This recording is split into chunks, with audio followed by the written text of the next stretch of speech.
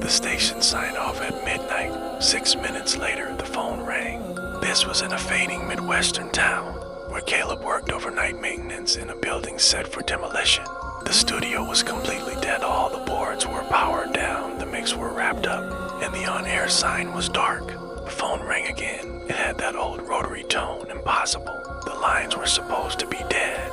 Caleb cautiously lifted the receiver. A wave of static breathed into his ear. Then a voice emerged, clear and friendly, with a local accent. Am I on? Before Caleb could even think of a reply, the on-air sign flicked on by itself. Board lights slowly crawled awake and the audio levels began to dance. A playlist suddenly populated the screen. Open lines, live. Caleb slammed the phone down. It rang again, immediately. Another line on the board started blinking, then another. A caller laughed softly through the speaker. I've been trying all night. The microphone right in front of Caleb began to warm up, its red tally light winking at him. The monitor filled with names, first names only stacking up faster and faster. Each one was tagged with a location, kitchens, cars, porches, even hospital rooms outside.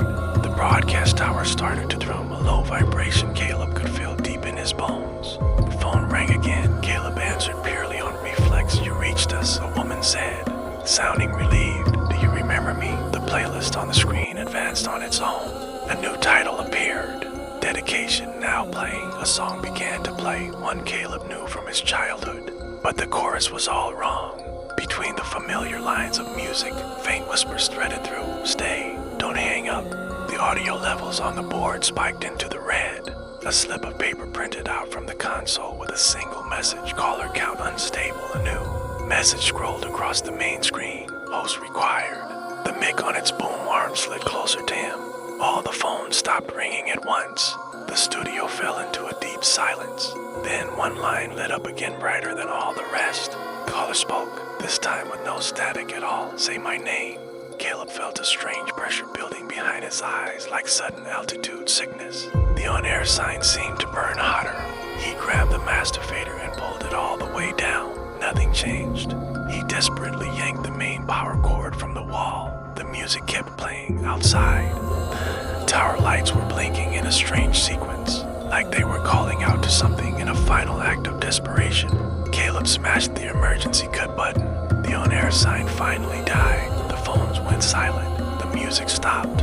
When the morning crews arrived, they found the station cold and completely powerless. There were no logs, no recordings of the night's events. The only thing they found was the call sheet, taped neatly to the console. At the top, in clean type, it read, HOST confirmed. Below it was a long list of callers. Every single name had been crossed out, except for one. They say if a radio station ever answers after midnight, don't talk. Some broadcasts aren't looking for listeners. They're looking for a voice. Follow for more true Turkin horror stories on Haunted Scary Home.